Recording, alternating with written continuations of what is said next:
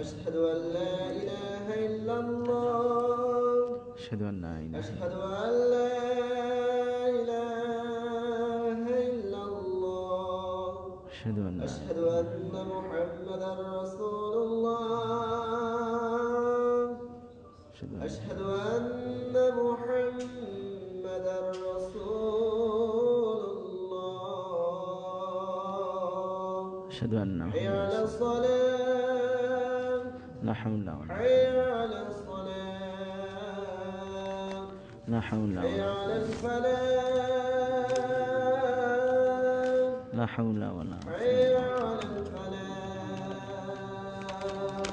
لا حول ولا قوة الله أكبر الله أكبر الله أكبر الله لا إله إلا الله لا إله إلا الله. اللهم صل على محمد وعلى آل محمد كما صليت على إبراهيم وعلى آل إبراهيم إنك حميد مجيد. اللهم بارك على محمد وعلى آل محمد كما باركت على إبراهيم وعلى آل إبراهيم إنك حميد مجيد. اللهم رب هذه الدعوة التامة والصلاة القائمة آت محمد الوسيلة والفضيلة وبعثه مقاما محمد الذي وعده.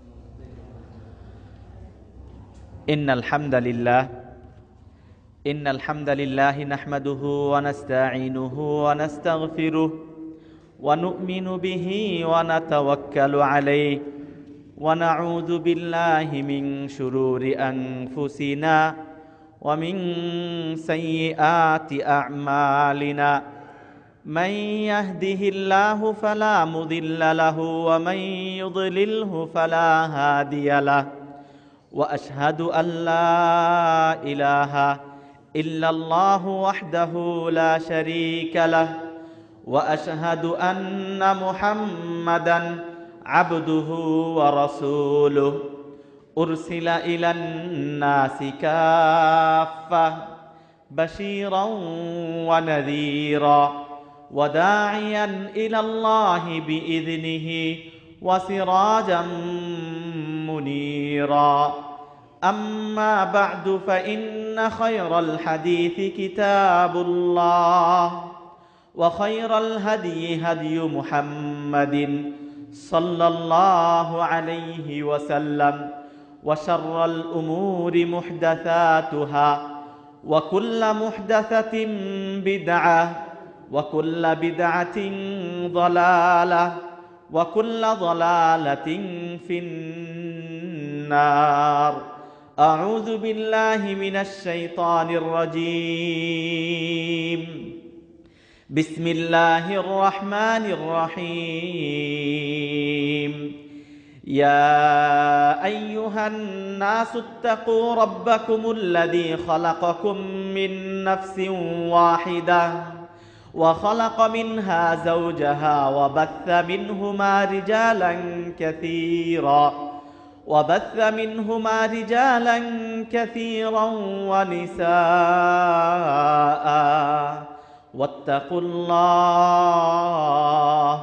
واتقوا الله الذي تساءلون به والأرحام إن الله كان عليكم رقيبا.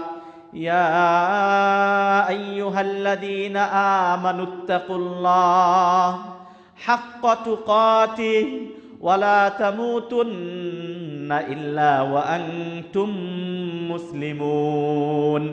يا أيها الذين آمنوا اتقوا الله وكونوا مع الصادقين. أما بعد. প্রশংসা গুণগান সেই মহান আল্লাহ সুবহানাহু ওয়া তাআলার জন্য, যে মহান আল্লাহ সুবহানাহু ওয়া তাআলা আমাদেরকে পৃথিবীর বুকে আশরাফুল মাখলুকাত হিসেবে পাঠিয়েছেন, সৃষ্টি করেছেন।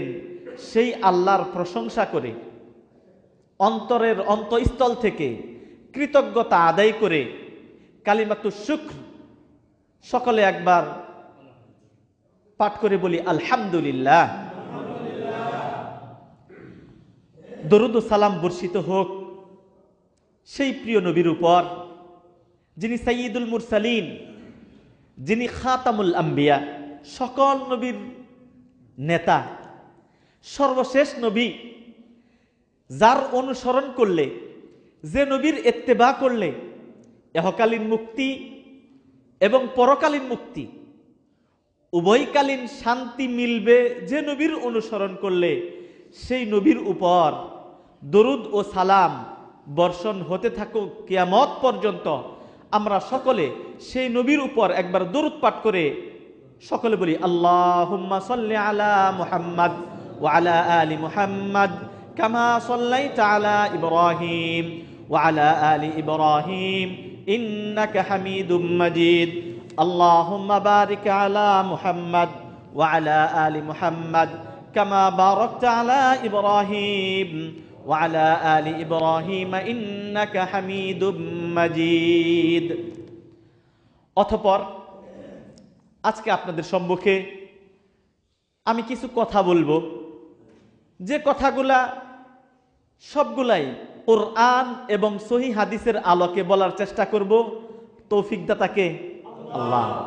এই জন্য সর্বপ্রথম আল্লাহর কাছে তৌফিক কামনা করতেছি, আল্লাহ যেন আমার মুখ থেকে এমন কিছু কথা বের করেন যেটা সমাজে কোনো বিশৃঙ্খলা সৃষ্টি হবে না, যেটা সমাজের সুশৃঙ্খল বজায় রাখবে, এবং যে কথার বিনিময়ে আমরা পরকালীন জান্নাত পাবো, এমন কথা কোরআন এবং হাদিসের কথা যেন আল্লাহ আমার মুখ থেকে বের করার তৌফিক দান করেন। এই জন্য আল্লাহর কাছে প্রথম কামনা করছি, আল্লাহ তুমি আমাকে তৌফিক দান করো। ওমা তৌফিকি ইল্লা বিল্লাহ আলাইহি তাওয়াক্কালতু ওয়া ইলাইহি উনীব। প্রাণপ্রিয় মুসল্লিয়ান একরাম, এই মসজিদটা হওয়ার পর বিভিন্ন জন বিভিন্ন রকমের মন্তব্য বা নতুন কিছু দেখে একটা বিশৃঙ্খলা ভাব হয়ে গেছে। প্রথমেই আল্লাহর কাছে কামনা করতেছি, আল্লাহ এ সমাজ, এ রাষ্ট্রে কোন রকম বিশৃঙ্খলা যেন তৈরি না হয়। আল্লাহ রাব্বুল আলামিন এ সমাজে যেন শান্তি দান করে। সকলে কোরআন এবং সহিহ হাদিস মোতাবেক যে আমলগুলা আসে, যে কথাগুলা আসে, সেগুলা যেন আমাদের বুঝার এবং আমল করার তৌফিক দান করেন। সকলে বলে আমিন। আমি সর্বপ্রথম আজকে যে বিষয়টা আলোচনা করার জন্য আমি প্রস্তুতি নিয়ে এসেছি, অনেকে মনে করতেছেন এটা শিয়া মসজিদ। এই জন্য শিয়া কারা, সুন্নি কারা, তাদের আকীদা কি, সুন্নিদের আকীদা কি, আসলেও কি এরা শিয়া, এই বিষয়টা আলোচনা করার জন্য গতকালকে আমি প্রায় 3টা বই নিজে পড়েছি। 3টা বই মিনিমাম 600 পৃষ্ঠা আরবির কিছু বই পড়েছি। পড়ার পর কিছু নোট করে নিয়ে আসছি যে শিয়া কারা, তাদের আকীদা বিশ্বাস কি, শিয়া এবং সুন্নির মধ্যে পার্থক্য কি, এই বিষয়টা আলোচনা করার চেষ্টা করব ইনশাআল্লাহ। ওমা তৌফিকি ইল্লা বিল্লাহ আলাইহি তাওয়াক্কালতু ওয়া ইলাইহি উনীব। তার আগে একটা মৌলিক মূলনীতি আপনাদেরকে শিক্ষা দিব। সেটা কি, আমরা যত ইবাদত করি, মসজিদ যারা বানিয়েছেন আল্লাহকে খুশি করার জন্য, তাই না? এই মসজিদ অনেক টাকা খরচ, হজ করেন 3 লক্ষ 4 লক্ষ টাকা খরচ, আপনি যাকাত দেন, মা বাবার সেবা করেন, গরিব অসহায়কে খাওয়ান। এই যে যত রকমের ইবাদত আছে ইসলামে, সমস্ত ইবাদত কবুল হওয়ার জন্য কয়টা শর্ত জানেন আপনারা? 2টা শর্ত। দেখেন, জানেনই না যে ইবাদত কবুল হওয়ার জন্য শর্ত 2টা। আপনি জানলেন না যে এই শর্ত যদি না থাকে তাহলে আপনার ইবাদত 10 লক্ষ টাকা 20 লক্ষ টাকা খরচ করে মসজিদ করলেন, 2টা শর্ত যদি না পাওয়া যায়, এই 20 লক্ষ টাকার আল্লাহর কাছে 20 পয়সার দাম নাই। 4 লক্ষ টাকা দিয়ে হজ করলেন, হজ করে এসে দেশে ফিরত আসলেন, মানুষ হাজি সাহেব বলল, কিন্তু এই 2টা শর্ত যদি না থাকে 4 লক্ষ টাকার 4 পয়সার দাম নাই। তাহলে বিষয়টা গুরুত্বপূর্ণ নাকি গুরুত্বপূর্ণ না? এখন সেগুলা কি? মৌলিক 2টা শর্ত যদি আপনার ইবাদতের মধ্যে থাকে তাহলে আপনার ইবাদত কবুল হবে, নচেত আপনার ইবাদত কবুল হবে না।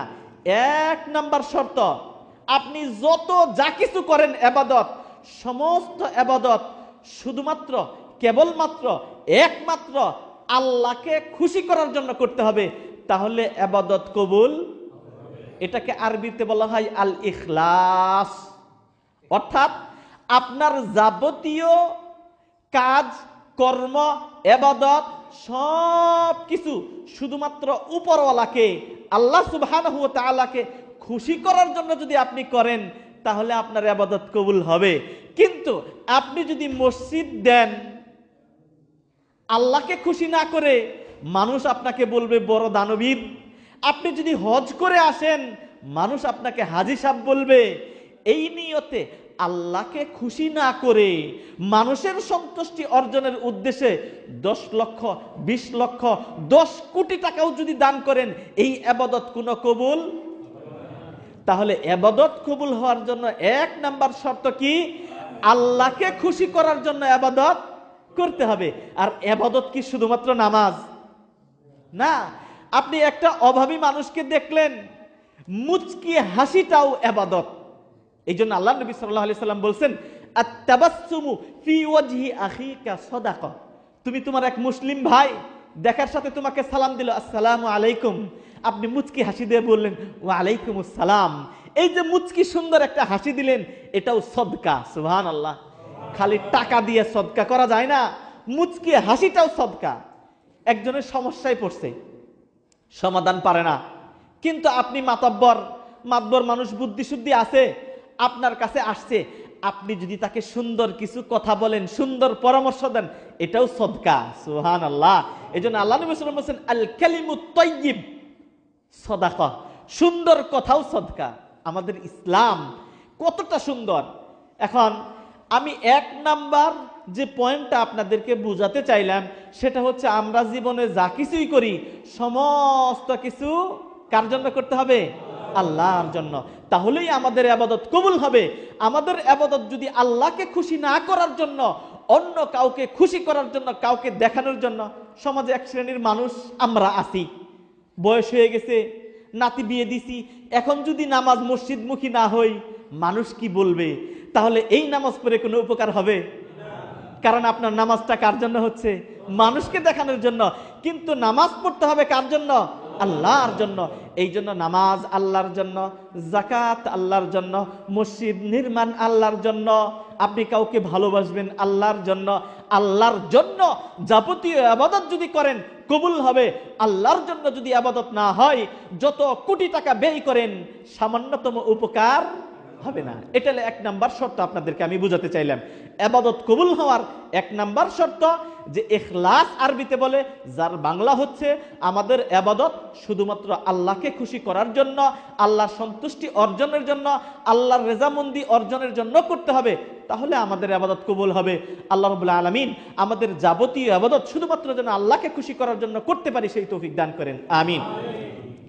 2 নাম্বার শর্ত কি? 2 নাম্বার শর্ত হচ্ছে আল্লাহকে খুশি করার পর ইবাদত কবুল হওয়ার জন্য 2 নাম্বার শর্ত হচ্ছে নবী মুহাম্মদুর রাসূলুল্লাহ সাল্লাল্লাহু আলাইহি ওয়াসাল্লামের তরিকাতে হতে হবে। বুঝতে পারছেন? এটাকে বলা হয় মুতাবাআতুর রাসূল। মানে আপনি নামাজ পড়বেন, নামাজ আল্লাহকে খুশি করার জন্য করতে হবে। 2 নাম্বার শর্ত হচ্ছে নবী যেভাবে নামাজ পড়েছেন সেভাবে নামাজ পড়তে হবে, তাহলে আপনার নামাজ কবুল হবে। কিন্তু আল্লাহকে খুশি করার জন্য করলেন, কিন্তু নবীর তরিকাতে যদি না হয়, তাহলে এটা কবুল হবে না।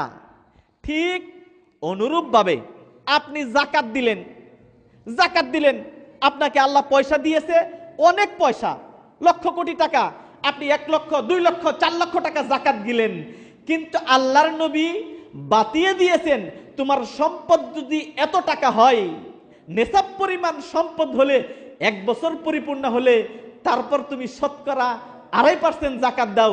আপনি যদি নবীর তরিকাতে না দিয়ে অন্য কোন তরিকাতে দেন, 2 বছর পরে যাকাত দেন, তাহলে নবীর তরিকাই হলো না। এই জন্য এই যাকাত উপকারে আসবে না। আপনি যদি হজ করেন আল্লাহকে খুশি করার জন্য, প্রথম শর্তটা মেনে নিলেন, কিন্তু হজ নবী যেভাবে হজ করছে এভাবে করলেন না, আপনার মন গড়া তরিকাতে করলেন, তাহলে ওই হজ কবুল হবে না। ঠিক অনুরূপভাবে যত রকমের ইবাদত আছে আল্লাহর নবী যে তরিকা, যে পন্থা, যে পথ বাতলিয়ে দিয়েছেন, সেই পথ, সেই তরিকা, সেই পদ্ধতিতে যদি করেন তাহলে কবুল হবে, নচেত কবুল হবে না। এই জন্য ইবাদত কবুল হবে কি হবে না এর শর্ত কয়টা বললাম? দুইটা। এক নাম্বার আল্লাহকে খুশি করার জন্য করা, ইখলাস। দুই নাম্বার নবীর পদ্ধতিতে করা, নবী সাল্লাল্লাহু আলাইহি ওয়াসাল্লাম যে কাজ যেভাবে করতে বলেছেন ওই কাজ ওভাবে করা, একটু কমানো যাবে না, একটু বাড়ানো যাবে না। উদাহরণস্বরূপ নামাজ পড়া ভালো না মন্দ? ভালো না? নামাজ পড়া ভালো কাজ। এখন আমি মদিনা ইউনিভার্সিটিতে লেখাপড়া করে আসছি, ধরেন আমার এখন মনে করবে মানুষ একজন মাদানী সাহেব মদিনা ইউনিভার্সিটিতে পড়া, হারুন আল মাদানী মদিনা ইউনিভার্সিটি থেকে পড়া, আলহামদুলিল্লাহ মাদানী কি আর ভুল কথা বলবে? এখন আমি এসে বললাম নামাজ পড়া ভালো কাজ, চলেন কালকে থেকে 6 ওয়াক্ত পড়ি। হ্যাঁ, ফজরের পর থেকে জোহরের নামাজ, মাঝখানে লম্বা সময়, তাই না? তো 10টার সময় আরেকটা নামাজ চালু করে দেই। এটা কি খারাপ না ভালো? একটু বুঝেন ভালো করে। নামাজ পড়া কি ভালো না মন্দ? নামাজ পড়া ভালো, কিন্তু যখন নবীর তরিকায় হবে না তখন ওইটা কি মন্দ, বুঝতে হবে কথা। তাহলে নবী সাল্লাল্লাহু আলাইহি ওয়াসাল্লাম 5 ওয়াক্ত নামাজ পড়েছেন, আপনি 6 ওয়াক্ত করলেন, নামাজ পড়াটা ভালো, কিন্তু নবীর তরিকা না হওয়াতে ওটা কি হয়ে গেল? অন্য ইবাদত এভাবে আপনাকে মিলাতে হবে। আমি উদাহরণ দিব না, সমস্ত ইবাদত দুইটা জিনিস আপনার মাথায় আনতে হবে, যে আল্লাহর খুশির জন্য, আল্লাহকে খুশি করার জন্য হচ্ছে এই যে আমি যে বক্তব্য দিতেছি, আমি যদি এই নিয়তে করি, মাশাআল্লাহ মানুষ আমারে বলবে আলেম একজন আইছিল মদিনা থেকে পড়া, ফাটাফাটি ওয়াজ করছে, এই নিয়তে যদি আমি কথা বলি আমার নেংরা সওয়াব আল্লাহর কাছে পাবো না। আমি কি বুঝাতে পারছি কথাগুলা? আমার নিয়তটাও, এই খুতবা দেওয়াটাও খুশি করতে হবে কাকে? আল্লাহকে। এই জন্য খুশি যদি আল্লাহকে করার জন্য আমি বক্তব্য দেই, বক্তব্য দেওয়াও ইবাদত, তাহলে কবুল হবে, নচেত কবুল হবে না। দ্বিতীয়, এই বক্তব্যটাও হতে হবে আল্লাহর নবী যেভাবে বক্তব্য দিয়েছেন। এই জন্য দুইটা শর্ত আমি মূল মাথায় ঢুকিয়ে দিলাম, যে ইবাদত যেভাবেই করেন এই দুইটা জিনিস যদি মনে রাখতে পারেন আপনার জীবনে কোনো গন্ডগোল বাজবে না, সমস্যা হবে না। দুইটা জিনিস শুধু খেয়াল রাখবেন। আর আমার এই দুইটার আলোকে আপনি হারুন আল মাদানী অন্যান্য তাদেরকে জিজ্ঞেস করেন, কোন আলেম কিন্তু দ্বিমত পোষণ করে না, আল্লাহ নবীর অনুসরণ করতে হবে। এটার কি কেউ বলে যে আল্লাহ নবীর অনুসরণ করতে হবে না? কেউ বলে? কোন আলেম বলে? সে যে মাযহাবারই হোক আহলে হাদিস, হোক হানাফি, হোক মালিকি, হোক শাফি, যে তরিকারই হোক, সবাই বলে নবীর তরিকায় চলতে হয়, তাই না? এই জন্য ইবাদত নবীর তরিকায় হতে হবে, খুশি করতে হবে কাকে? আল্লাহকে। এই দুইটা জিনিস, মূল জিনিস মাথায় রাখবেন। যেটাই করেন, যে ইবাদতই করেন, এই দুইটা জিনিস যদি না থাকে, প্রিয় বন্ধুরা আমার, প্রিয় মুসল্লিয়ান ইকরাম, প্রিয় মুসলিম ভাইরা, কোনো উপকারে আসবে না, কোনো লাভ হবে না। শক্তি, সামর্থ্য, টাকা পয়সা কয়দিন বলেন? মানুষের যৌবনকাল থাকে হয়তো 30, 35, 40, তারপরে আস্তে আস্তে মাটির দিকে চলে যায়। 50, 60 বছর, তারপরে দেখবেন কিছুই নাই। কয়দিন? এই জন্য আমাদের মুসলিম যারা, আমাদের মূল টার্গেট হচ্ছে পরকালীন সফলতা, তাই না? আর আল্লাহ যদি আমার উপর খুশি থাকে, জেনে রাখুন, আল্লাহ নবী সাল্লাল্লাহু আলাইহি ওয়াসাল্লাম বলছেন, লাউ ইজতামাআতিল ইনসু ওয়াল জিন্নু আলা আইয়ানফাউকা বিশাইইন লাম ইয়ানফাউকা বিশাইইন ইল্লা ক্বাদ কাতাবাহু আল্লাহু লাক। আসমান ও জমিনের যত মানুষ আছে, যত জিন আছে, সকলে একত্রিত হয়ে তোমার যদি উপকার করতে চায়, আর আল্লাহ যদি তোমার উপকার করতে না চায়, কেউ উপকার করতে পারবে? কেউ পারবে না। হ্যাঁ, আমরা মুখে বলি কিন্তু অন্তরে এটা বিশ্বাস ওভাবে করতে পারি না। যাই হোক সম্মানিত ভাই, আমি প্রাথমিক অবস্থাতে এই দুইটা ফর্মুলা দিলাম, দুইটা জিনিস দিলাম। ইবাদত কবুল হওয়ার শর্ত আল্লাহকে খুশি করা আর নবীর তরিকা উন্নত পাকা। এখন নবীর তরিকা যখন খুঁজতে যাবেন তখন আপনাকে যাচাই করতে হবে যে এইটা দেখলাম, এই আমলটা তো আমরা আগে এরকম করতাম, এখন আপনাকে খুঁজতে হবে প্রকৃতপক্ষেই নবীর তরিকা কোনটা। যদি নবীর তরিকাতে হয় আপনাকে মেনে নিতে বাধ্য, তাহলেই ইবাদত কবুল হবে। আর যদি দেখেন 1400 বছর যাবত যদি আমি করে থাকি, কিন্তু এটা যদি নবীর দেখানো পথ অনুপাতে না হয়, ওই কাজ আমি করতে পারবো না। আমি কি বুঝাতে পারছি আপনাদের? এইবার আমার মূল পয়েন্টে যাই। কি আলোচনা করব বলেছিলাম? শিয়া। আমরা বলি শিয়া, মানে নতুন মসজিদ হয়েছে কিছু আমল টামল, আমরা সকলে মুসলিম। হ্যাঁ, সকলে মুসলিম। মদিনাতে লেখাপড়া করছি, মক্কাতে লেখাপড়া করছি। কেউ রফুল ইয়াদাইন করতেছে, কেউ আমিন বলতেছে, কেউ নিচে হাত বাঁধতেছে। আবার ইমাম আহমদ বিন হাম্বলের এক শ্রেণীর হাত না বাইদাই নামাজ পড়ে, হাত ছাইরাই নামাজ পড়ে। তো তাদের কি নামাজ হয় না? নামাজ হয় না। তারা এখানে কোনো গন্ডগোল নাই। মক্কাতে হাজী সাহেবরা আছেন না, হজ করতে গেছেন, গন্ডগোল আছে, যে যার মতো আবাদত করতেছে, কোনো গন্ডগোল নাই। হ্যাঁ, এই জন্য এই বিষয়গুলো যখন হঠাৎ করে দেখেন যারা হজ করে আসছেন, তখন অনেকে মনে করে না তো ঠিকই তো, ওখানে তো দেখে আসছি এরকম। এখন বলেন ইসলামের মূল কেন্দ্র কোন জায়গায়? মক্কা এবং মদিনা। মক্কা এবং মদিনা মূল কেন্দ্র, যেখানে আল্লাহ নবী সাল্লাল্লাহু আলাইহি ওয়াসাল্লাম শুয়ে আছে মদিনাতে। আলহামদুলিল্লাহ, দীর্ঘ 4টি বছর শুধুমাত্র অনার্সে লেখাপড়া করছি, প্রায় 5 বছর। এরপরে ভাষা শিখছি, অনেক বছর মদিনাতে ছিলাম। কখনো ওই জায়গায় কোনো এইরকম কিছু না। কারণ কি জানেন? কারণ ওখানে আলেম ছাড়া কেউ কথা বলতে পারে না। কিন্তু আমাদের সমাজে বিশৃঙ্খলার অন্যতম কারণ হচ্ছে অজ্ঞ মানুষরাও যে বিষয়ে তার জ্ঞান নাই, ওই বিষয়ে সে ভুল জানে, ওই ভুলটাই কথা বলে। এটাতেই বিশৃঙ্খলা সৃষ্টি হয়। কিন্তু ধরেন আমি একজন আলেম, ইসলাম নিয়ে লেখাপড়া করেছি, এখন আমি যদি বাংলাদেশ সংবিধান নিয়ে কথা বলি, তাহলে কি আমার এটা হবে? আমার কথা মিলবে? কারণ সংবিধান নিয়ে কথা বলতে হলে আমার বাংলাদেশের সংবিধান লটা আমাকে জানতে হবে। তাহলে আমার ল পড়তে হবে। আমি ইসলামিক ল জানি, কিন্তু বাংলাদেশের ল তো আমার শিখে নাই। হ্যাঁ, তাহলে কি আমার কথা সাংঘর্ষিক হবে না? হবে। ঠিক অনুরূপভাবে বলবো যে আমরা যারা মুসলিম, ইসলামিক ল সম্পর্কে যারা জানি, তারা কথা বলতে পারে ইসলামিক ল সম্পর্কে। কিন্তু যারা জানি না, তারা যদি ইসলামিক আইন সম্পর্কে, কোন মাসআলা সম্পর্কে কথা বলতে চায়, তাহলে বিল হবে না? হবে না? হবে না। ড্রাইভিং করতে জানেন না, এখন একটা পাজেরো গাড়ি, মার্সিডিজ ব্র্যান্ডের গাড়ি, জাপানি তৈরি, খুব ভালো গাড়ি, কিন্তু আপনি ড্রাইভ করতে পারেন না। এটা যদি আপনাকে দেওয়া হয়, ঢাকা যেতে পারবেন? হ্যাঁ, আপনি তো গাড়ি চালাতে পারবেন না। এই জন্য আগে জানতে হবে। এই জন্য আল্লাহ রাব্বুল আলামিন সর্বপ্রথম ওহী বিধান, ইসলামের সর্বপ্রথম যে বিধান, সর্বপ্রথম যে ওহী, সেটা কি জানেন? ইকরা। ওই যে আহসান, কে বলছেন আপনি? মাশাআল্লাহ, মুরব্বি জানা আছে। আল্লাহ সর্বপ্রথম বলছিলেন কি? ইকরা বিসমি রাব্বিকাল্লাযী খালাক। পড়ো তোমার প্রভুর নামে, যিনি তোমাকে সৃষ্টি করেছেন। এই জন্য পড়তে বললেন, পড়ো, জানো। আগে পড়তে হবে, আগে জানতে হবে। যদি পড়েন, জানেন, এরপরে কথা বলেন, দেখবেন বিশৃঙ্খলা থাকবে না। কিন্তু না পড়াই, না যায় নাই, যদি কথা বলেন, বিশৃঙ্খলা সৃষ্টি হবে। কারণ আপনি জানেন না, ওই বিষয়ে কথা বলেন। যত ভালো গাড়ি দেখ না কেন, না জানলে যেমন অ্যাক্সিডেন্ট করবেন, অজ্ঞতার কারণে আপনি যদি বসে কথা বলা শুরু করেন, আপনার কি হবে? অ্যাক্সিডেন্ট হবে না? কথার মধ্যে অ্যাক্সিডেন্ট হবে। সম্মানিত ভাই, যে মূল পয়েন্টের আলোচনা করব, 2টা মূল নীতি দিলাম, যাতে করে বিশৃঙ্খলাটা কিছু রোধ হয়। হ্যাঁ, আল্লাহ আমাদেরকে বিশৃঙ্খলা থেকে হেফাজত করুন। আজকে কথা বলবো যেটা বলা হয় শিয়া। শিয়া কারা? এদের আকীদা কি? এরা কত ফেরকায় বিভক্ত?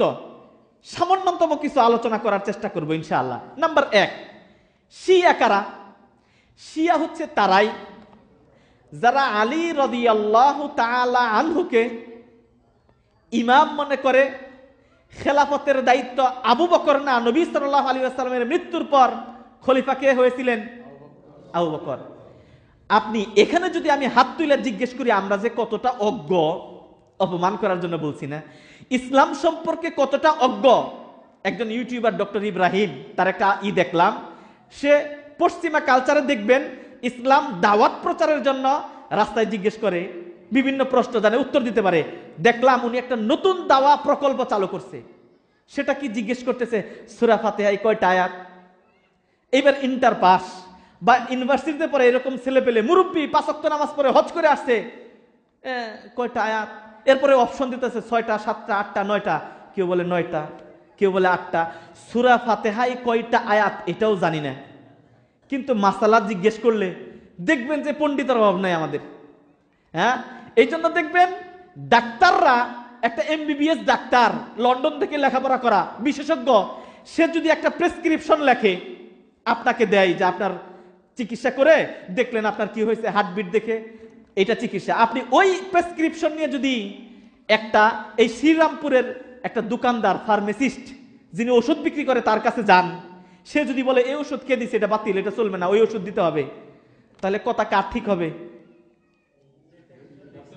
যে বিশেষজ্ঞ ডক্টর তার প্রেসক্রিপশন না, ও যেটা দিছে ওর উপরে কলম ধরতে পারবে না। আমরা ধর্ম নিয়ে 6-7টা বছর লেখাপড়া করে আসছি, গবেষণা করে আসছি, এই মাসআলা নিয়ে পরীক্ষা দিয়েছি, রেজাল্ট হয়েছে, দেখছে, এরপরে পাস হয়েছে, এরপরে মদিনা ইউনিভার্সিটি থেকে সার্টিফিকেট দিয়েছে এমনি। তাহলে আমার কথা আর আপনার কথা কি সমান হবে? একটা ডাক্তার তার কথা যদি না হয়, তো আমরা ধর্ম বিশেষজ্ঞ এই ব্যাপারে লেখাপড়া করে আসছি, সমান হবে? তাহলে এখন আমরা বাংলাদেশে লেখাপড়া করছি আলহামদুলিল্লাহ, বিদেশে যে লেখাপড়া করছি, এই জন্য কোনো কথা বললে আমরা চিন্তা করে বলি যে মাসআলাটা কোন দিকে যাচ্ছে। আপনি বলার সাথে সাথে আমার মাথায় ধরে এই আলোকে মাসআলাটা এইরকম হবে, এই দলিলের আলোকে মাসআলাটা এদিক হবে, কিন্তু আপনি তো সেটা বুঝবেন না, আপনি শুনছেন ওভাবেই বলছেন। হ্যাঁ সম্মানিত ভাই, শিয়া কাদেরকে বলা হয়? যারা আলী রাদিয়াল্লাহু তাআলা আনহুকে প্রথম খলিফা মনে করে, আবু বকর না, বরং আহলে বাইতদেরকে তারা প্রাধান্য দেয়, এরা হচ্ছে শিয়া। আল্লাহর নবী মৃত্যুবরণ করার পর খলিফা হয়েছিলেন কয়জন? দেখছেন, বলতে পারেন না কয়জন? আবু বকর, উমর, উসমান, আলী। তাহলে আলী কয় নম্বরে? 4 নম্বরে। তারা মনে করে আলী 1 নম্বরে, কিন্তু বাকি 3 জন গাসবান জোর করে এটা ছিনিয়ে নিয়ে গেছে আবু বকর, নাউজুবিল্লাহ মিন যালিক। খেলাফত কি ছিনিয়ে নিছে? না, আল্লাহ নবী সাল্লাল্লাহু আলাইহি ওয়াসাল্লামের ইশারায় আবু বকর এসেছেন। তাহলে শিয়া কারা? এদের কিছু আকীদা, এদের মূল যে তার নাম হচ্ছে আব্দুল্লাহ ইবনু সাবা আল ইয়াহুদি। এই হচ্ছে সর্বপ্রথম শিয়া মতবাদ শুরু করে আব্দুল্লাহ ইবনু সাবা আল ইয়াহুদি। সে ইহুদি ছিল, সে শিয়া মতবাদ সর্বপ্রথম চালু করে মুসলমানদের মধ্যে বিশৃঙ্খলা, ফিতনা, অরাজকতা সৃষ্টি করার জন্য, যাতে করে মুসলিমরা কোরআন ও সহিহ সুন্নাহ থেকে দূরে সরে একটা ভ্রান্ত পথে যায়। এই জন্য আব্দুল্লাহ ইবনে সাবা আল ইয়াহুদি তিনি কোরআন এবং হাদিসের নামে বিশৃঙ্খলা, বিভিন্ন মতবাদ চালু করে।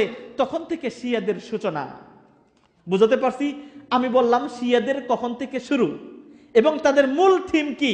এবার বলবো তাদের কিছু আকীদা ও বিশ্বাস।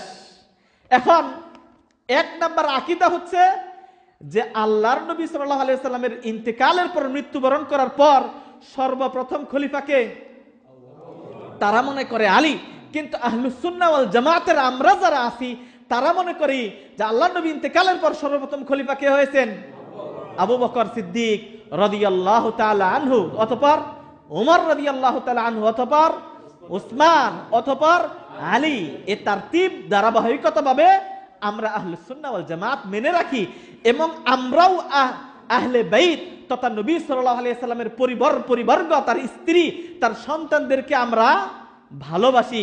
কিন্তু তারা এই ভালোবাসার মধ্যে পার্থক্য সৃষ্টি করে ফেলে। কি কি? নাম্বার 1, যে তারা শিয়াদের আল্লাহর ব্যাপারে যে আকীদা, একটা জঘন্য আকীদা আল্লাহর ব্যাপারে। সেটা কি? তারা বলে আন্নাল আরদ কুল্লুহা লিল ইমাম, জমিনের সম্পূর্ণ মালিক হচ্ছে ইমামরা। নাউজুবিল্লাহ মিন যালিক। আসমান ও জমিনের মালিক কে? আল্লাহ। এটা আমরা মুখে বলি না, এক্ষেত্রে কেউ দ্বিমত নাই। কিন্তু শিয়াদের একটা কিতাব আল কাফি, উসুল আল কাফি, এখানে শিয়াদের আকীদা হচ্ছে আল্লাহ রাব্বুল আলামিন 12 জন ইমাম পাঠাবে কিয়ামতের আগ পর্যন্ত। সর্বপ্রথম ইমাম হচ্ছে আলী, তারপরে হুসাইন, তারপরে হাসান, তারপরে তার পিতা, এভাবে আলী রাদিয়াল্লাহু তাআলা আনহু, ফাতেমার বংশধর থেকে 12 জন ইমাম আসবে। এই 12 জন ইমামই হচ্ছে দুনিয়ার মালিক। নাউজুবিল্লাহ মিন যালিক। আল্লাহ রাব্বুল আলামিন কুরআনুল কারীমে স্পষ্ট করে বলতেছেন যে আলা ইন্নাল আরদা লিল্লাহ, জমিনটা কার? আল্লাহ। ইউরিতুহা মাইয়াশা, আল্লাহ যাকে ইচ্ছা তাকে এই জমিনের ওয়ারিসদার বানান। সুবহানাল্লাহ। আজকে সম্পত্তির মালিক আপনি, মারা যাওয়ার পর আপনার সন্তানেরা, আপনার সন্তান কিছুদিন ভোগ করবে, এরপরে মারা যাওয়ার পর আরেকজন। ইউরিতুহা মাইয়াশা, আল্লাহ যাকে ইচ্ছা তাকে ওয়ারিসদার বানান, ইমামরা নয়। তাহলে 1 নাম্বার আকীদা হচ্ছে যে এই সমস্ত দুনিয়ার মালিক কে? ইমামরা। এই আকীদা আমরা যারা আহলুস সুন্নাহ ওয়াল জামাত বিশ্বাস করি, এটা আমাদের আকীদা না। এরপরে দেখেন ক্বালা আলীয়ুন, তারা বলে আলী রাদিয়াল্লাহু তাআলা আনহুকে ভালোবেসে, আমরা আলীকে ভালোবাসি না? নবী সাল্লাল্লাহু আলাইহি ওয়াসাল্লামের কন্যা ফাতেমা রাদিয়াল্লাহু তাআলা আনহা, তার স্বামী, তাকে যদি ভালো না বাসেন, সাহাবীদেরকে যদি ভালো না বাসেন, ঈমান থাকবে? কখনো না। কিন্তু এই ভালোবাসার একটা লিমিটেড আছে। আলী রাদিয়াল্লাহু তাআলা আনহুকে আমরা যারা আহলুস সুন্নাহ ওয়াল জামাতের লোক, তারা ভালোবাসি, কিন্তু আলীকে আল্লাহর দরজায় পৌঁছাই না। আলীকে ভালোবেসে নবীর দরজায় পৌঁছাই না। নবীর ভালোবাসা আর আলী রাদিয়াল্লাহুর ভালোবাসা কি সমান হবে? নবীর ভালোবাসা নবীর স্তরে, আর আলী সাহাবী হিসাবে তার ভালোবাসা তার স্তরে। কিন্তু দেখেন তারা আলী রাদিয়াল্লাহু তাআলা আনহুকে প্রাধান্য দিতে বলেন আনাল আউয়ালু ওয়া আনাল আখিরু আনাল যাহিরু ওয়া আনাল বাতিন ওয়া আনা ওয়ারিসুল আরদ, বলতেছে আমি প্রথম, আমি শেষ, আমি প্রকাশ্য, আমি গোপন, আমি জমিনের মালিক। এটা কাকে বলে? আলীকে। কিন্তু আল্লাহ রাব্বুল আলামিন স্পষ্ট করে এর বিপরীত সূরা হাদীদে বলতেছেন আউযু বিল্লাহি মিনাশ শাইতানির রাজীম হুয়াল আউয়াল ওয়াল আখিরু ওয়াল যাহিরু ওয়াল বাতিন ওয়া হুয়া আলা কুল্লি শাইইন কাদির। আল্লাহ বলেন আল্লাহই প্রথম, আল্লাহই শেষ, তিনি প্রকাশ্যমান, তিনি গোপন, সব কিছুর ব্যাপারে কে ক্ষমতা রাখে? আল্লাহ। তাহলে এই আকীদা যারা পোষণ করে যে আলী প্রথম, আলী শেষ, আলী প্রকাশ্য, আলী গোপন, তাদের কি মুসলমানিত্ব ঠিক থাকলো? এক্ষেত্রে একটা পয়েন্ট যদি না বলি না নয়, আহলুস সুন্নাহ আমি নাম দিলাম, মুসলিম আমি নাম দিলাম, মুসলিম কি একটা বংশগত বৈশিষ্ট্য? বুঝেনি না এই কথা, এই জন্য চুপ করে আছেন। এখানে বড় একটা বংশের নাম ধরেন ভুইয়া বংশ, লক্ষ্মীপুরের মানুষ, ভুইয়া বংশ বা সৈয়দ বংশ, পাটোয়ারি বংশ, শেখ বংশ, এই যে বংশ বললাম, এই বংশটা হচ্ছে, বংশের নাম মানে হচ্ছে আপনি যে বংশে জন্মগ্রহণ করবেন সেই বংশে, ধরেন পাটোয়ারি বংশের বহুত টাকা পয়সা, ভুইয়া বংশের বহুত টাকা পয়সা, আপনি পরে যদি ভুইয়া বংশে জন্মগ্রহণ করার পরে যদি ফকির হয়ে যান, মানুষের কাছে হাত পাইতে চলেন, তাহলে কি ভুইয়া বংশের নাম কাটা যাবে? না, ওটা থাকবেই। ভুইয়া বংশে জন্মগ্রহণ করলে টাকা পয়সা থাক আর না থাক আপনি ভুইয়া। কিন্তু ইসলাম কি ওই নাম? এখানে আমি একটু পার্থক্য করছি। মুসলিম নাম দিয়েছেন, ফজর পড়েন নাই, মুসলিম নাম দিয়েছেন, জোহর পড়েন না, আসর পড়েন না, মাগরিব পড়েন না, জুমার এক সময় শুধু আল্লাহর কাছে হাজিরা দেন, আপনি কি মুসলমান আছেন না নাই? আল্লাহর নবী সাল্লাল্লাহু আলাইহি ওয়াসাল্লাম বলেন মান তারাকা সালাতা মুতাআম্মিদান ফাকাদ কাফারা, যে ব্যক্তি এক ওয়াক্ত সালাত, একবার নামাজ ইচ্ছা করে ত্যাগ করলো সে কাফের হয়ে গেল। তাহলে আমি বুঝাতে চাচ্ছি মুসলিম কতক বৈশিষ্ট্যের নাম, মুসলিম কতক বিশ্বাসের নাম, মুসলিম কতক আমলের নাম, কতক বিশ্বাস, কতক বৈশিষ্ট্য, কত আমল যদি আপনার ভিতরে থাকে আপনি মুসলিম। কতক বিশ্বাস, কতক আমল, কতক বৈশিষ্ট্য আপনার ভিতরে যদি না থাকে আপনি মুসলিম। আমরা বলবো না অমুক কাফের, অমুক কাফের, আপনি নিজে যাচাই করে নেন। কতক বিশ্বাস কি? আখিরাতের প্রতি বিশ্বাস, শেষ নবীর প্রতি বিশ্বাস, আল্লাহর প্রতি বিশ্বাস। এখন যদি কেউ শেষ নবীকে না মানে সে মুসলমান থাকবে না থাকবে না? ফতোয়া আমি দিব না, আপনাকে মূলনীতি শিখাবো, আপনি বুঝবেন। তাহলে আমি বুঝাতে চাইলাম ইসলাম সুদকে হারাম মানে, ঘুষকে। এখন আপনি যদি এটা হালাল মনে করেন, এটা যদি হালাল মনে করে খান, সুদ ঘুষকে যদি হালাল মনে করে খান, মুসলমানিত্ব থাকলেন। ইসলামিক মূল নীতির উপর যদি আপনি অটল না থাকেন অটোমেটিক ক্যান্সেল হয়ে যাবে। এটা বংশের নাম না, ফকির হলেও বংশ থেকে যায়। বরং মুসলিম, আপনি যদি 5 ওয়াক্ত সালাত না পারেন আপনি আর আমার মুসলিম থাকবে না, কেটে যাবে। এই জন্য আল্লাহ নবী সাল্লাল্লাহু আলাইহি ওয়াসাল্লাম বলছেন এমন একটা জামানা আসবে আসবাহা ইবাদি মুমিনুন বি ওয়া কাফিরুন বিকাউকাব, এমন একটা জামানা আসবে সকালবেলা মানুষ মুসলিম হবে, বিকালবেলা কাফের, আবার বিকালবেলা মুসলিম, আবার সকালবেলা কাফের। তাহলে আমি আপনাকে বুঝাতে চাইলাম দ্বিতীয় অংশে যে কোনো ব্যক্তি, কোনো মানুষ, কোনো জাতি, কোনো গোষ্ঠীকে আমরা শিয়া বলবো না, আমরা কাফের বলবো না, আমরা শুধু মূলনীতিগুলো বলে দিব যে এই এই নীতি থাকলে সে মুসলমান থাকে না। সুদকে সুদ মনে করতে হবে, ঘুষকে ঘুষ মনে করতে হবে, এটা হারাম। জিনাকে, ব্যভিচারকে, মদকে, ইয়াবাখোর আছে না নাই? এটা রাষ্ট্রেও ইয়াবা খাইতে নিষেধ করে, তাই না? মদ খাইতে কি রাষ্ট্র জায়েজ বলে? হ্যাঁ, রাষ্ট্র জায়েজ বলে মদ? মদ, জুয়া, ইয়াবা, যত বাবা আছে সবকিছু ইসলামে হালাল না হারাম? একটু যদি ব্যাখ্যা করি তখন আবার বিশৃঙ্খলা যাবে না। এখন যদি বলি জর্দা খাওয়া কি, এক শ্রেণীর আমরা আমাদের মতো এক আলেম বলবো হালাল, এখন তাহলে বলবো যে সিগারেট খাইতা, তো বিশৃঙ্খলার মাসালায় আমি যাব না। আমি শুধু বলবো নবী সাল্লাল্লাহু আলাইহি ওয়াসাল্লাম স্পষ্ট মূলনীতি কিয়ামতের আগ পর্যন্ত যত বাবা আর খাবা যা কিছুই আসুক না কেন বলছেন কুল্লু মুসকিরিন হারাম, প্রত্যেকটা নেশাদার দ্রব্যই হারাম। এখন নেশা যদি নারকেলের মধ্যে হয় সেটাও হারাম, নেশা যদি সুপারির মধ্যে হয় সেটাও হারাম, নেশা যেটার মধ্যে নেশা হবে সেটা খাওয়াই হারাম। বুঝাতে পারছি কথা? কারণ কিয়ামতের আগে বহু নেশা আসবে। এখন বাবা বলেন, নাম আসবে পরে আসবে, এমন নেশা আসবে যার নাম চাচা দিবে, যার নাম মামা দিবে, মানে নামের চেঞ্জ হবে, কিন্তু কোরআন এবং হাদিস কি নতুন করে আসবে? তাহলে মূলনীতি আল্লাহ নবী দিয়ে গেছে কুল্লু মুসকিরিন হারাম, প্রতিটা নেশাদার দ্রব্যই হারাম। সুতরাং যেটা দিয়ে এই যে কিছুদিন আগে একটা প্রতিবেদন সাংবাদিক দিয়েছেন যে ঢাকা শহরের কিছু ওই যে যারা রেল লাইনে থাকে এই সমস্ত পোলাপান ওই কি করে আপনার গাড়ির ধোঁয়াটা পলিথিনের মধ্যে নিয়ে নেশা করে। এখন এই নেশা কি আল্লাহ নবী হারাম করেছেন? নেশার নাম ধরে না, জর্দা হারাম আল্লাহ নবী বলে যায় নাই, কিন্তু প্রতিটা নেশাদার দ্রব্যই হারাম এটা আল্লাহ বলে গেছেন। সম্মানিত ভাই, ভিন্ন দিকে চলে যাচ্ছি। বোঝাতে চাচ্ছিলাম মুসলিম কত বিশ্বাসের নাম, মুসলিম কত কাজের নাম, কত আমলের নাম, কত কাজ। যদি সালাত আপনি যদি না করেন আপনি মুসলিম থাকবেন না। সুতরাং বলবো না আপনি কাফের হয়ে গেছেন। আপনি যদি নামাজ না পড়েন তাহলে এটা মুসলিমের বৈশিষ্ট্য না। আমি কি আপনাকে বোঝাতে পেরেছি যে মুসলিম বংশগত নাম না, কিন্তু আমরা কিন্তু বংশগতই মনে করি।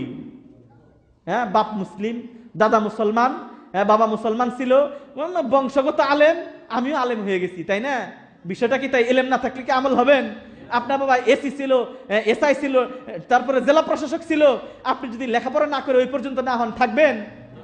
তাহলে দুনিয়াবি একটা জিনিসই যদি না হয়, তাহলে যেটা যে কারণে পরকালীন মুক্তি হবে, যে কারণে পরকালীন অনন্ত সুখে থাকবেন জান্নাতে, আর একজন জাহান্নামে যাবে, সেটা এমনিতেই হয়ে যাবে। বাবা নামাজ পড়লে কি আপনার নামাজ যথেষ্ট হয়ে যাবে? না। তো বলছিলাম শিয়াদের আকীদা, তারা আলী রাদিয়াল্লাহু তাআলা আনহুকে আল্লাহর স্তরে নিয়ে পৌঁছাইলো।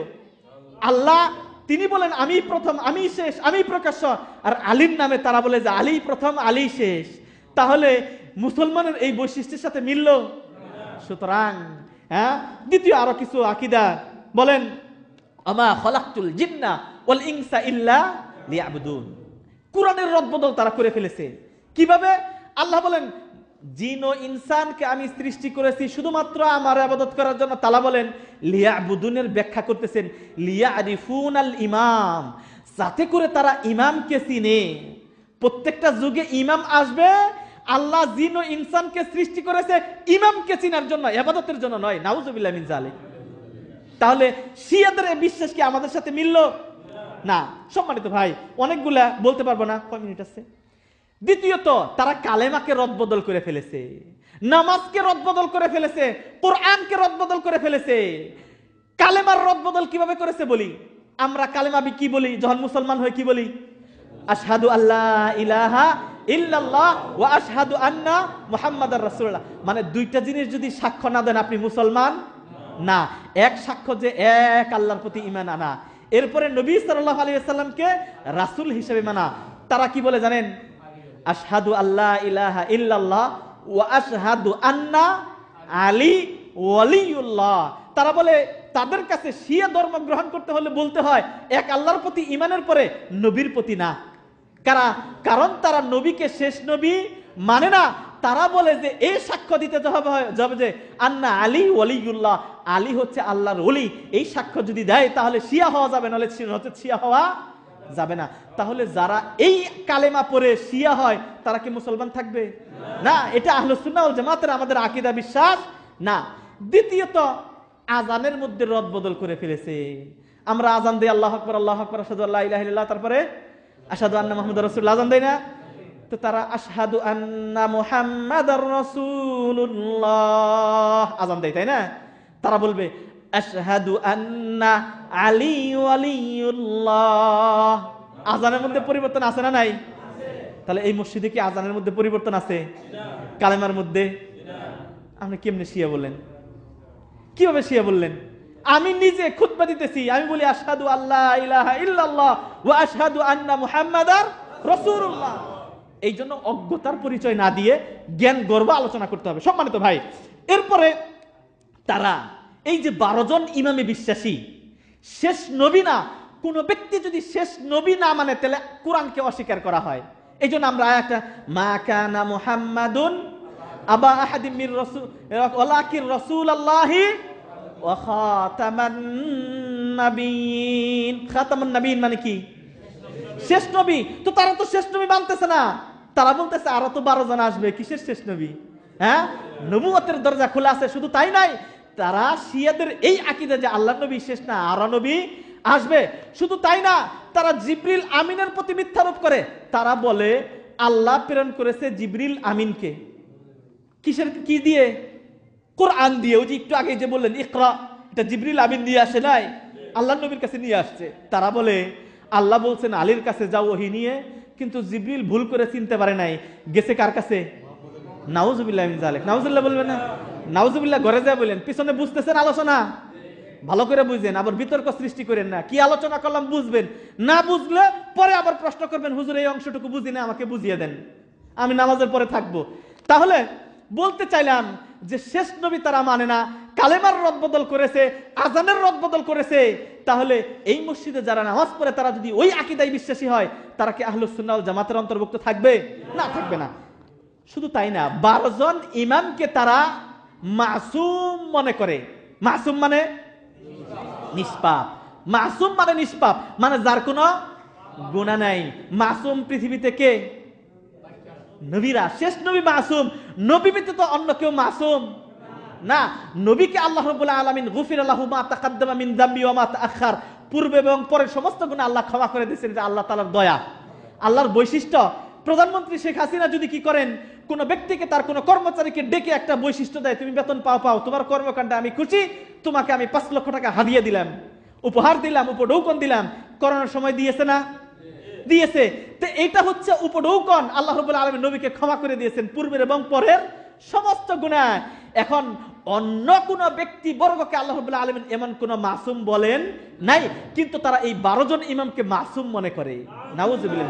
এবং তারা বলে নবীর চাইতেও বেশি মর্যাদা তাদের, যে তারা ইচ্ছা করলেই কোন হালালকে হারাম বলতে পারে আর হারামকে হালাল বলতে পারে।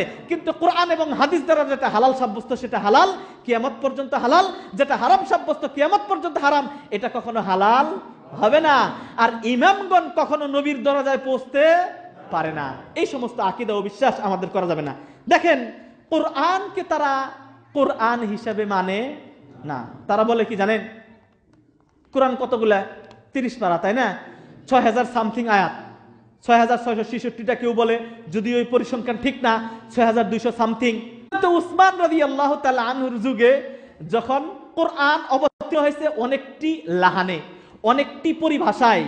তা তো জানেন কয় পরিভাষা? ওই দেখেন একজনও বলতেও পারে না। অথচ কোরআন কয় তরিকায় নাজিল হয়েছে এটা নিয়ে ডক্টরেট করা হয় মদিনা ইউনিভার্সিটিতে। একটা ফ্যাকাল্টি আছে কুল্লিয়াতুল কোরআন। এখানে কোরআন যে বিভিন্ন ভাষায় অবতীর্ণ হয়েছে, বিভিন্ন ভাষা বলতে আরবি ভাষায়, কিন্তু বিভিন্ন আরবি ভাষার বিভিন্ন পদ্ধতি, বিভিন্ন সিস্টেমে, এটা আপনারা জানেনই না। অথচ এই বিষয়ে ডক্টরেট করা হয়। হ্যাঁ, তো এই উসমান রাদিয়াল্লাহু তাআলা আনহুর যুগে দেখলেন যে এরপরে এক তরিকায়, উপরে আরেক তরিকায়, এরপরে আরেক তরিকায়, গন্ডগোল বেজে যায় না? তো একজনের মনে নবী সাল্লাল্লাহু আলাইহি সাল্লামের ওই উসমানের যুগে একজনকে ভিন্ন রকম পড়ছে, ওর গলায় টাইনা ধরে ওরে নিয়ে আসছে উসমানের কাছে, যে দেখেন ভিন্ন রকম করে পড়ে। ওসমান রাদিয়াল্লাহু তাআলা দেখলেন তার শাসন আমলে বিশৃঙ্খলা সৃষ্টি হয়েছে। তিনি এক মাসহাফের উপর, মাসহাফে উসমানী, এক মাসহাফ রেখে ওই মাসহাফটা সারা বিভিন্ন অঞ্চলে প্রেরণ করে দিয়ে বাকি মাসহাফগুলা তিনি কি করে দিলেন? পুড়িয়ে দিলেন। ওরা বলে এই জন্য উসমানের প্রতি বেশি খেপা। উসমান যেগুলা পুরাইছে এগুলা ওই 17000। নাউজুবিল্লাহ মিন যালিক। এই জন্য কোরআন, ওদের আকীদা হচ্ছে কোরআন বিকৃত হয়ে গেছে। নবী সাল্লাল্লাহু আলাইহি ওয়াসাল্লামের উপর যে কোরআন ছিল এই কোরআন, এই বিশ্বাস কি আপনি করেন? কোরআনের ব্যাপারে আল্লাহ সর্বপ্রথম কোরআনের আয়াতে বলেন যালিকাল কিতাবু লা রাইবা ফি, এটা এমন একটা কিতাব যার কোনো, প্রত্যেকটা বই একজন লেখক লেখে, বলে যে ভুল মার্জিত হলে আমাদের সাথে যোগাযোগ করবেন। এটা শেষে লিখে দেয় বা প্রথমে লিখে দেয়, কিন্তু কোরআন এমন চ্যালেঞ্জ করে দিল কিয়ামত পর্যন্ত সামান্য একটা হরফ পরিবর্তন করার ক্ষমতা কারো। এখন তারা বিশ্বাস করে কোরআন কি বিকৃত হয়ে গেছে, এই কোরআন মানা যাবে না। সম্মানিত ভাই, শুধু তা না, আহলুস সুন্নাহ আপনি এবং আমাদের ব্যাপারে কি বলে জানেন? বলে কিয়ামতের দিন শিয়ারা যে আমল করে এই আমলগুলা দেওয়া হবে সুন্নিদের, আর সুন্নিরা যে আমল করে এই আমল দেওয়া হবে শিয়াদের। কথা বুঝেন নাই? মানে এই যে নামাজ পড়তেছি, খুতবা দিতেছি, আল্লাহ সোয়াব দিবে না, কিন্তু কিয়ামতের দিন আমার এই সোয়াব গুলা দিয়ে দিবে কাকে? শিয়াকে। আর ওরা যত পাপ করে ওই পাপের বোঝা দিবে কাকে? এটা তাদের বিশ্বাস। এটা স্পষ্ট কোরআনের আয়াতের বিরোধী। আল্লাহ বলেন লা তাজিরু ওয়াজিরাতু ইসরা উখরা, কিয়ামতের দিন একজনের বোঝা আরেকজন। আপনার বাপ ভুল করে কিয়ামতের দিন কবরে আপনার বাপের শাস্তি আপনাকে দেওয়া হবে না। এটা স্পষ্ট ভুল আকীদা। আর এই জন্যই শিয়ারা পাপ কর্ম বেশি করে, কারণ ও জানে ভুল তো আমি তো বাইসা গেছি, কারণ আমার সব আমলনামার কার কাছে যাবে? সুন্নিদের কাছে। হ্যাঁ, আমাদের কাছে বর্তাবে। এই জন্য এটা বলে, এই জন্য দেখেন তারা যত পারে আজকে ইরানে যদি উমর নাম রাখেন তাকে হত্যা করা হয়, নাউজুবিল্লাহ মিন যালিক। কেন জানেন? কেন? ওই যারা আলীকে ভালোবাসে এবং বলে উমর তো জোর করে ক্ষমতা নিয়ে গেছে। উমর এবং আবু বকরের কারণে আমরা কি করতে পারি নাই?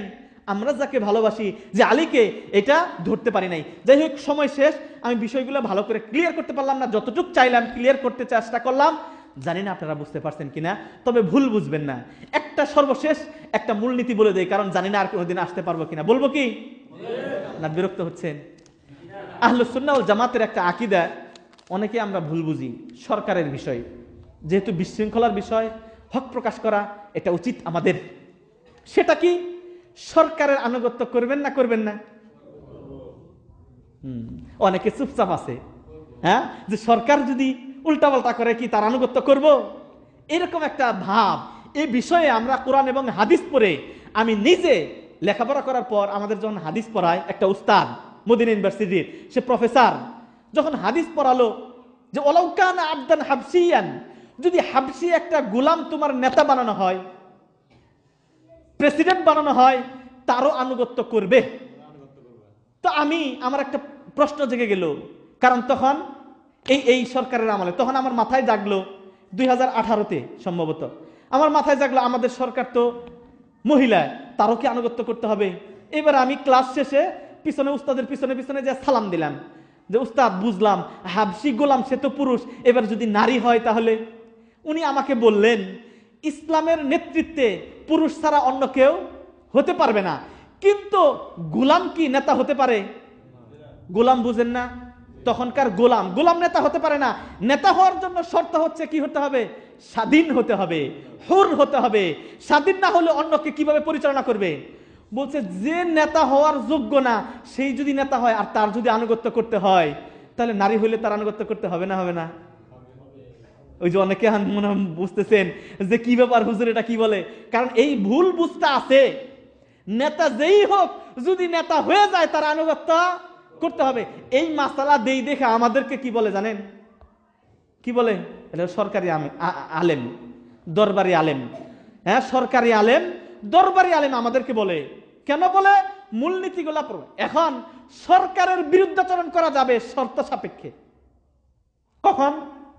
এক নাম্বার, আল্লাহ নবী সাল্লাল্লাহু আলাইহি ওয়াসাল্লাম বলছেন যখন কুফরে বাওয়া হবে, সরকার যখন স্পষ্ট করে আপনাকে বাধ্য করবে কুফরি করতে, আল্লাহকে অস্বীকার করতে যখন বাধ্য করবে, তখন আপনি সরকারের আনুগত্য করবেন না, তখন তার বিদ্রোহ করতে পারেন। তখন ইমানের বিষয়। সরকার কি মসজিদে নামাজ পড়তে নিষেধ করে? আপনি পূজা মণ্ডপে যাইতে বাধ্য করে? যতদিন সরকার বাধ্য না করবে ততদিন তার আনুগত্য করবে। শুধু তাই না, বলেন ওয়াইন জরাবা জহরাক, পিঠে যদি তোমারে মারে, মানে পুলিশ প্রশাসন দিয়ে যদি তোমার পিঠে বেত লাগায়, তাও তুমি তার আনুগত্য করবা। ওয়া উখিদা মালাক, যদি তোমার সম্পদ ছিনিয়ে নেয় তাও তুমি সরকারের আনুগত্য করবা। দেখেন আল্লাহর নবী, এই আইনটা আল্লাহর পক্ষ থেকে না, কিন্তু আমি আপনি একটা বিরুদ্ধে হয়ে গেল, রাস্তায় হাঙ্গামা চালু করে দিলাম। কি ফায়দা? পুলিশ পাঠিয়ে, আর্মি পাঠিয়ে আমারে গ্রেফতার করলো, মারলো, এবার সবকিছু বিশৃঙ্খলা, তাই না? কি ফায়দাটা হলো? আপনি সুকৌশলে যারা নীতি নির্ধারক তারা সরকারকে পরামর্শ দিতে পারে, মন্ত্রীরা, মিনিস্টাররা, কিন্তু আমি কি পরামর্শ দেওয়ার যোগ্য? না আমি সব পুষতে পারবো না। এই জন্য মূলনীতিটা দিয়েই আজকের খুতবা শেষ করছি যে সরকারের আনুগত্য করা যাবে, করতে হবে যতক্ষণ পর্যন্ত সরকার স্পষ্ট কুফরির দিকে না নিয়ে যায়, বাধ্য না করে। তো আলহামদুলিল্লাহ আমাদের দেশ এখনো বহু দেশ থেকে ভালো, অনেক কিছু আমাদেরকে বাধ্য করে না, কুফরির দিকে বাধ্য করে না। অন্যদিকে ইরান, যার কথা বললাম, শিয়া সবচেয়ে বেশি ইরানে উমর নাম রাখলেই তাকে হত্যা করে ফেলে। মুসলমান যারা সুন্নি আমাদের মতো, সেখানে তারা বসবাস করে গোপনে, নাম আবু বকর রাখতে পারে না, নাম উমর রাখতে পারে না। আমাদের দেশের কি ওই অবস্থা হয়েছে? তা আলহামদুলিল্লাহ পড়বেন না? আলহামদুলিল্লাহ। এই জন্য আমরা দোয়া করি, আয় আল্লাহ আমাদের দেশে যারা প্রশাসন আছে তাদেরকে কোরআন ও সহিহ সুন্নাহ বুঝার তুমি তৌফিক দান করো, তাদেরকে আমল করার তৌফিক দান করো। আয় আল্লাহ করোনার প্রভাব পৃথিবীতে আবার বেড়ে গেছে, আল্লাহ তুমি করোনা থেকে আমাদেরকে হেফাজত করো। আয় আল্লাহ এই করোনার কারণে অনেকে চাকরি হারা হয়েছে, আল্লাহ তুমি তাদের চাকরির ব্যবস্থা করে দাও। আল্লাহ অনেকের রিজিকে ঘাটতি হয়েছে, আল্লাহ তুমি রিজিকে প্রশস্ততা দান করো। আল্লাহুম্মা রযুকনা ওয়া আনতা খায়রুর রাযিকিন। আয় আল্লাহ তুমি তো রিজিক দাতা, তুমি আমাদেরকে রিজিক দান করো। আয় আল্লাহ এই অঞ্চলের যে সমস্ত মুরব্বিয়ানে কারাম মৃত্যুবরণ করেছে, আল্লাহ জানি না তাদের কবরে কি অবস্থা, আল্লাহ যদি তাদের কবরে কোনো প্রকার শাস্তি হয়ে থাকে, আল্লাহ তুমি নিজ গুণে তুমি তাদেরকে ক্ষমা করে দাও, তাদের কবরকে তুমি জান্নাতের বাগিচায় রূপান্তরিত করে দাও। আয় আল্লাহ যারা আমরা বেঁচে আছি তাদের 5 ওয়াক্ত সালাত কায়েম করার তৌফিক দান করো, আমাদের হক বুঝার তৌফিক দান করো, হক মানার তৌফিক দান করো, আমাদের মনটাকে কোরআন এবং হাদিসের উপর অটল করে দাও। আয় আল্লাহ যাবতীয় ইবাদত যেন শুধু তোমার জন্য করতে পারি সেই তৌফিক দান করো, যাবতীয় ইবাদত যেন তোমার নবীর দেখানো পথ অনুপাতে করতে পারি সেই তৌফিক দান করো। আয় আল্লাহ যে সমস্ত প্রত্যেক মুসলিম এর মনে, আমাদের মুসল্লিয়ানে کرام যারা এখানে উপস্থিত, জানি না কার মনে কি আছে, প্রত্যেকের মনে যার মনে যে অবস্থা আছে, আল্লাহ প্রত্যেকের সৎ নিয়ত তুমি কবুল ও মঞ্জুর করে নাও। রব্বানা আতিনা ফিদ দুনিয়া হাসানা ওয়া ফিল আখিরাতি হাসানা ওয়া কিনা আযাবান নার। রব্বিরহামহুমা কামা রব্বায়ানি সগীরা, রব্বিরহামহুমা কামা রব্বায়ানা সগীরা। আয় আল্লাহ তুমি আমাদের পিতামাতাকে রহম করো। আল্লাহুম্মা গফির লানা ওয়া লিওয়ালিদিনা ওয়া লিজামিআল মুমিনিনা ওয়াল মুমিনাত ওয়াল মুসলিমিনা ওয়াল মুসলিমাত আল আহইয়াই মিনহুম ওয়াল আমওয়াত ইন্নাকা মুজিবুদ দাওয়াত বিরহমাতিকা ইয়া আরহামার রাহিমিন। আল্লাহুম্মা আইজ্জাল ইসলাম ওয়াল মুসলিমিন وأذل الشرك والمشركين ودمر أعداء الدين واجعل هذا البلد آمنا مطمئنا وسائر بلاد المسلمين آمين। আয় আল্লাহ তুমি আমাদের দেশটাকে হেফাজত করো, আয় আল্লাহ তুমি আমাদের দেশটাকে রহমত দান করো, আমিন। আলহামদুলিল্লাহ আলহামদুলিল্লাহি ওয়া কাফা ওয়া সালামুন আলা ইবাদিহি আল্লাযীনা ইসতাফা, আম্মা বা'দ। আউযু বিল্লাহি মিনাশ শাইতানির রাজীম। বিসমিল্লাহির রহমানির রহিম। ইয়া আইয়ুহাল্লাযীনা আমানুত্তাকুল্লাহ হাক্কা তুকাতিহি ওয়া লা তামুতুন্না ইল্লা ওয়া আনতুম মুসলিমুন।